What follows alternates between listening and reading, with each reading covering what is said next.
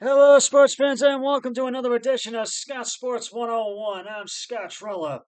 We're going to talk Cavs, and we got some Browns, and we're going to talk a little bit about the Super Bowl coming up next week, next Sunday, a week from today. Get to all that. But first, here is today's Scott Sports 101 trivia question. It's an NBA trivia question. And since I haven't done any NBA trivia for a while, so you're going to get one. Who was the only player in NBA history to record more than 200 blocks and 200 steals in the same season? I'll have the answer later on the podcast.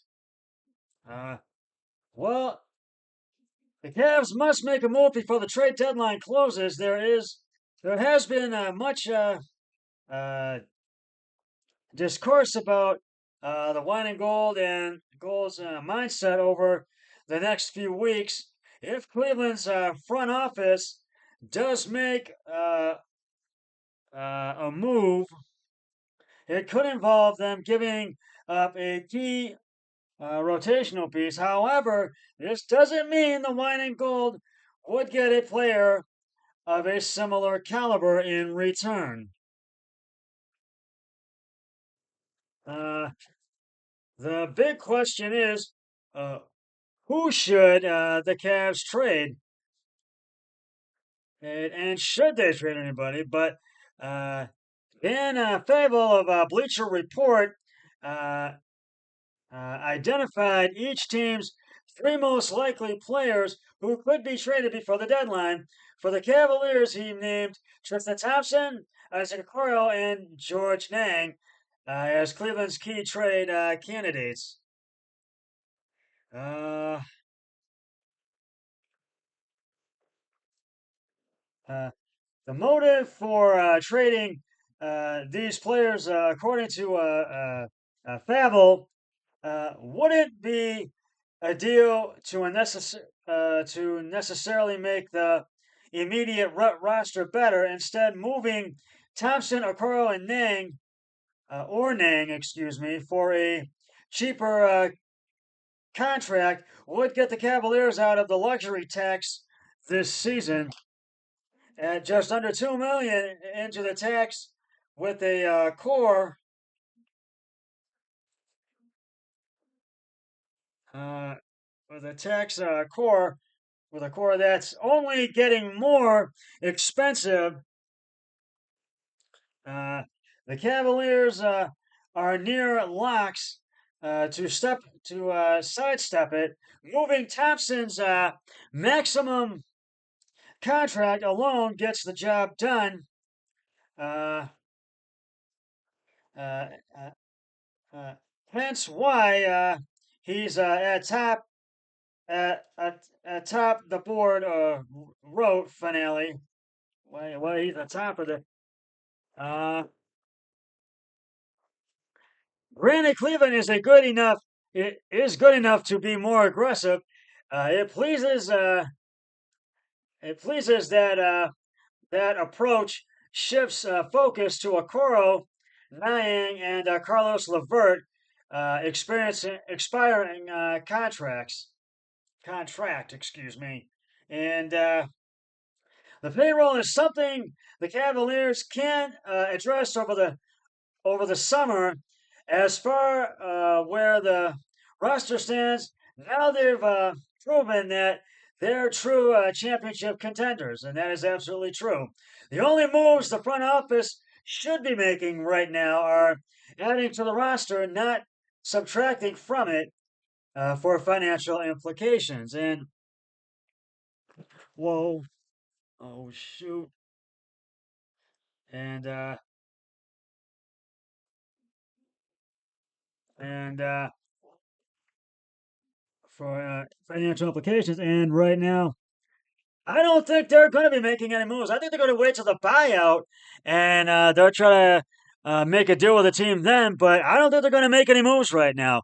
They're going to wait until the buyout. And the Cavs did have a game today. Uh, the Cavs ran up the score on the under the undermanned overmatched Mavericks.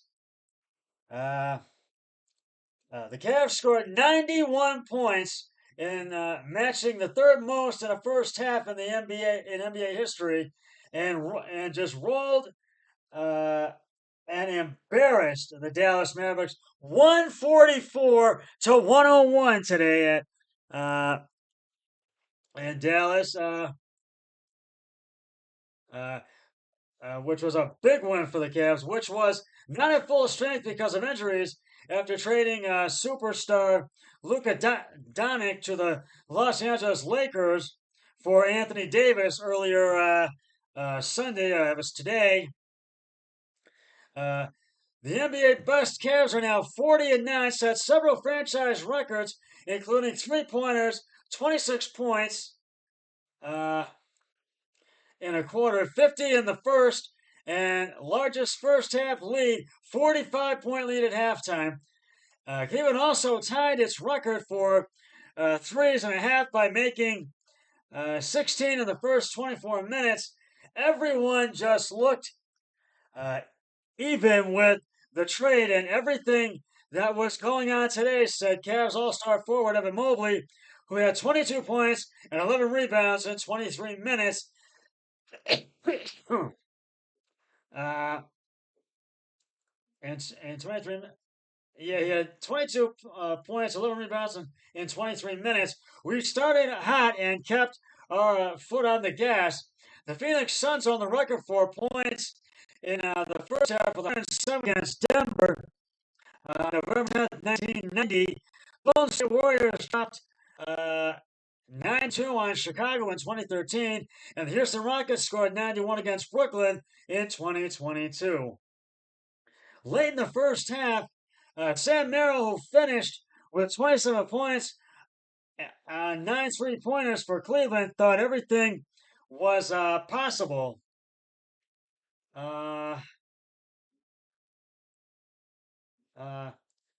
We were at 80 points with like 4 minutes left, and I was like, man, let's try to get 100, Merrill said. But these games aren't always easy. I've been a part of games where everyone is out, and it's a close game because it's hard to have the right mindset in a game like this. It's such a credit to the starters to come out and play the right way and communicate and defend and share the basketball to get out that big lead to that big lead, excuse me, and then the bench guys come in and keep it going. I've been a part of some 80s, but 90 at halftime is crazy, and that is crazy, boy. And Dallas coach Jason Kidd and the Mavericks arrived at Rocket Mortgage Fieldhouse, and it was not in Dallas. It was when they got today was here at Rocket Mortgage Fieldhouse, not at the arena in Dallas, but it was at Rocket Mortgage Fieldhouse today. I am so sorry. That was my mistake. I apologize for that. Still trying to process the trade of Doncic to the face of the franchise to LA for center Anthony Davis. Kidd then had to take on the Cavs without Kyrie Irving and several other injured players. It wasn't pretty afterward. Kidd expressed thanks, and it wasn't worse. No one got hurt, and we were able to give guys time who usually don't get time, Kidd said. We just got off to a slow start. They shot the three at a high level, and they've done that all year. The Cavs showed no mercy on Dallas, making 9 of 11 threes in the first quarter while opening a 31-point lead. Cavs made seven more from behind the arc in the second quarter and finished 16 of 22 on threes in the first half. The scoring binge continued in the second half when the Cavs were nearing the team record for threes in the final minutes. Merrill, he could hear the teammates yelling for him to shoot. There was definitely encouragement, he said. I don't know why everyone was yelling, but I figured that was why. Merrill's three, with a minute 49 left, broke the previous team mark of 25 threes. He missed another another a few seconds later, and even Tristan Thompson, who has 10 career threes in 13 seasons, tried to get in on the fun, but was short with his long range attempt. It was a needed breakout for Merrill, who had been struggling with his shot. He went 0 for 4 threes against Atlanta on Thursday, and is shooting 33% on 3 pointers, 5 points below his career average. Uh, it feels good to have a great shooting game like that, but it's only one game, Merrill said. It's all about getting into a rhythm. There were times this year where I felt I was starting to get into rhythm, and then last game I got sick, so one game was fun, but we move on to the next one. And so yeah, that's definitely what they got to do. So, but boy, just what a game for the Cavs today. 8 Cavs players in double figures today in this game today. And I got to tell you, this was just an exciting game that the Cavs played today. And I'm going to give you uh, the player stats right now. 8 Cavs figures, as I mentioned, in double figures today. Sam Merrill led the everybody, all the Cavs got on it. Sam Merrill led the way with 27 points and 1 rebound. Uh, Evan Mobley had 22 points, 11 rebounds, 3 assists, and that was in 23 minutes. Uh, Darius Garland had 17 points, 3 rebounds, 10 assists. Jared Allen had 14 points, uh, 9 rebounds. George Niang had 13 points, 2 rebounds, 1 assist. Donovan Mitchell, 12 points, 6 rebounds, 6 assists. Ty Jerome also had 12 points, 3 rebounds, and 5 assists. Karis LeVert, 10 points and 5 assists. Max Strus had 9 points, 3 rebounds, 4 assists. And I think that Jalen Tyson uh, had 8 points, 4 rebounds, 2 assists. And Tristan Thompson had 3 assists and 9 rebounds. So all the Cavs got in on this game today. Boy, the starters and the players off the bench, and boy, just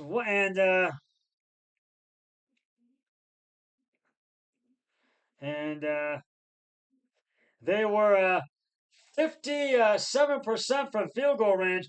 53 of 93 field goals made to Dallas's 40 to 103 to a 38.8%. They were 57.8 and 3 pointers from 3 point range.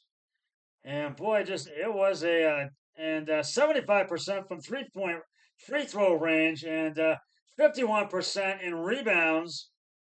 And the defense rebounds 48%, offensive there were 3%. But boy, and just 26 out of 46 3 pointers today, and just boy, just what a game. And and they will be back at home on Tuesday, back in action at home on Tuesday when they take on the Boston Celtics when they come into town. And right now, the Cavs are still in first place in the Eastern Conference, 40-9 on this season. And we will get to the Browns and talk about the Super Bowl in just a moment. But right now, it is time to reveal the answer to today's Scott Sports 101 trivia question. And it's an NBA trivia question, as I mentioned. And who is the only player in NBA history to record more than 200 blocks and 200 steals in the same year, in the same season, excuse me? And if you said Hakeem Olajuwon, you are correct. Hakeem Olajuwon retired as the all-time league leader in total blocked shots with 3,830, but also had a unique talent uh, for a front court player for stealing the ball in 1998 and 1989. He recorded 213 steals and 282 blocked shots. And I'll have another trivia question on my next podcast, which will be next Sunday when I will do Super Bowl 101. I'll get to that in just a moment, but right now we're going to move on to the Browns.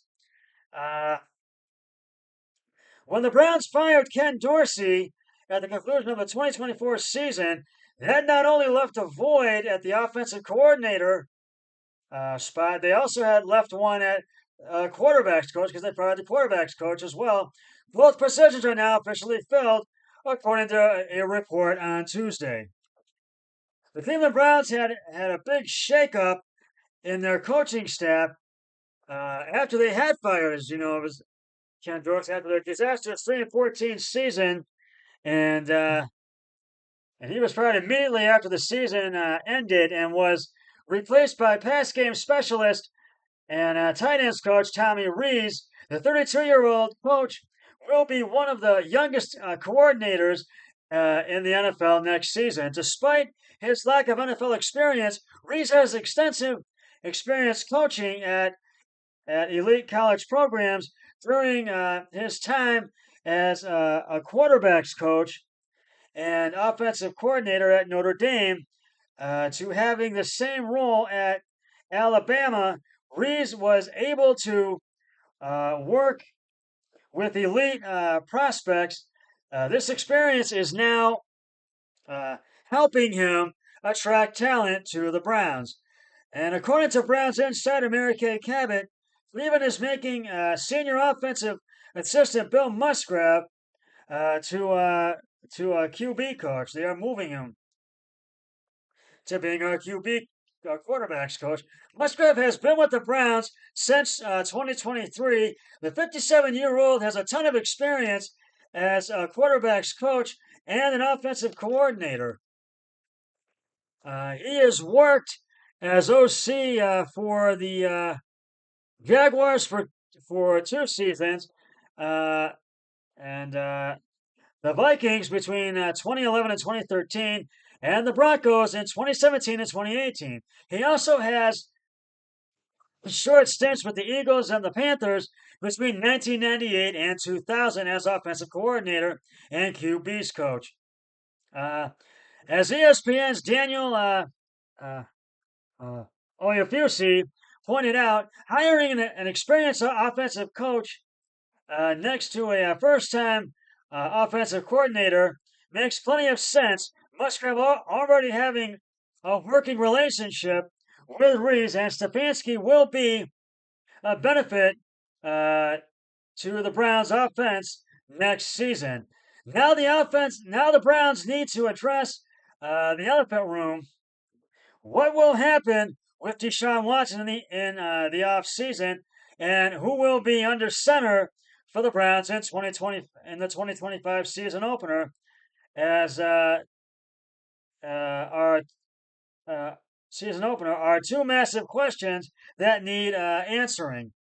Cleveland can either target Shedeur Sanders, who was the son of Deion Sanders, who is now the new Dallas Cowboys head coach, or Cam Ward with their number 2 overall pick in the draft, or turn to free agency to find their QB for next season. Regardless of who is under center for the Browns desperately need to take a step forward after having one of the most dysfunctional seasons, dysfunctional offenses, excuse me, in the league last season.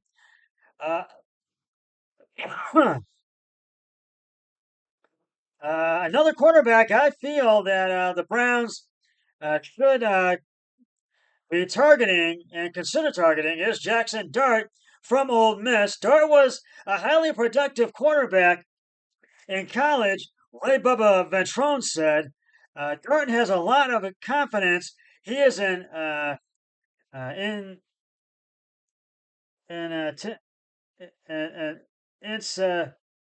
it's tentative. He's an attentive. I like the way he carries himself. Jackson specifically has uh, an innate ability to make plays and push the ball downfield. The windows are tighter, the competition is stiff. It's just an adjustment, and the Browns need to keep working at it very hard. The Browns need a quarterback, but the big question is who will they take uh, for a QB with the number two overall pick in this year's draft?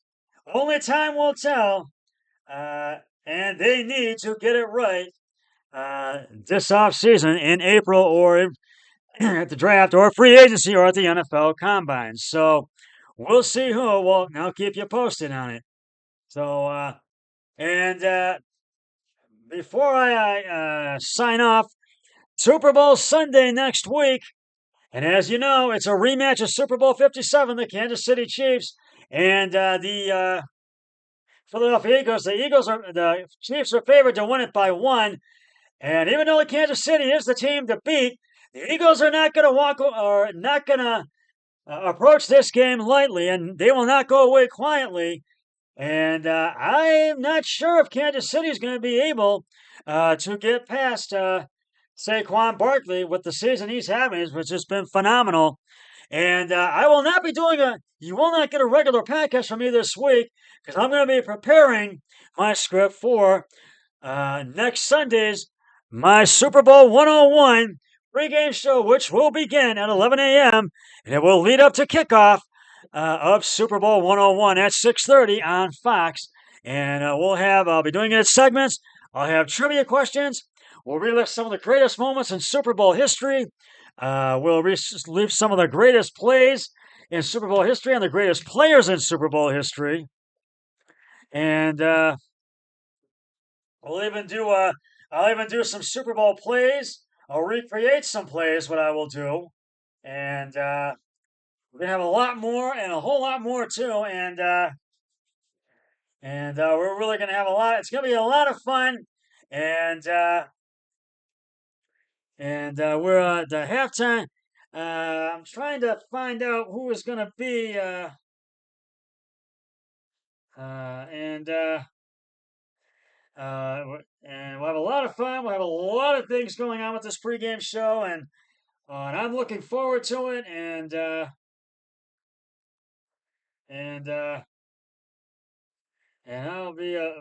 it'll start. I'll start next Sunday. Uh, on February 9th, Super Bowl Sunday, Super Bowl 59 pregame show, which I call Super Bowl 101. And and and and uh, Kendrick Lamar will be headlining the Super Bowl halftime show, and uh, I think I'm trying to figure out who will be singing the national anthem at the beginning, and I'm trying to figure out who is going to be singing it.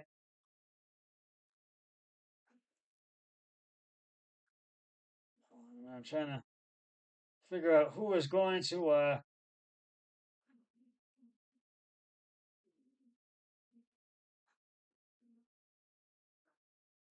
I know Kendrick Lamar will be headlining a halftime show.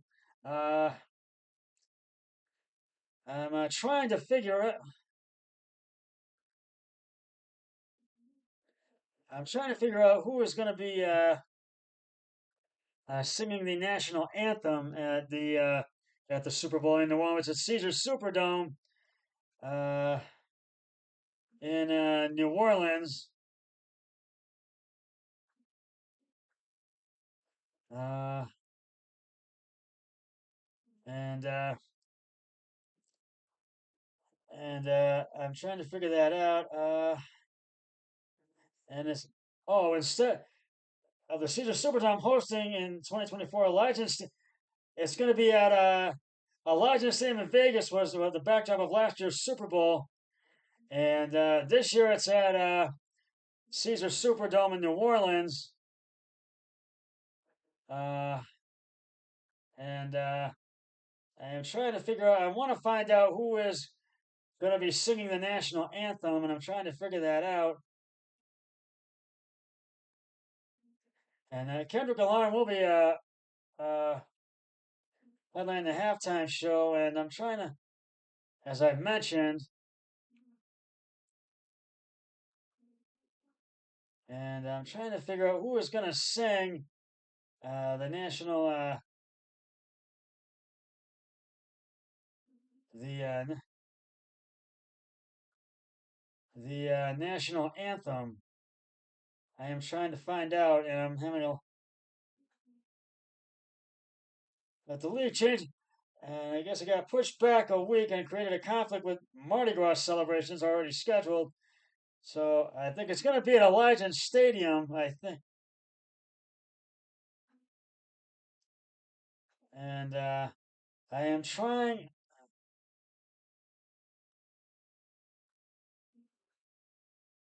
Uh, yeah, it's at Caesar Superdome in New Orleans.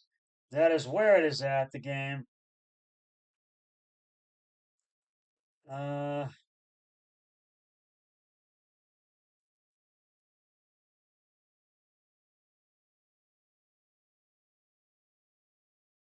and I am trying to figure out who is going to sing the national anthem.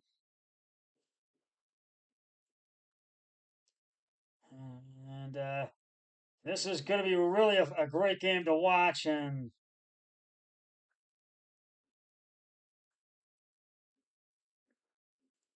I'm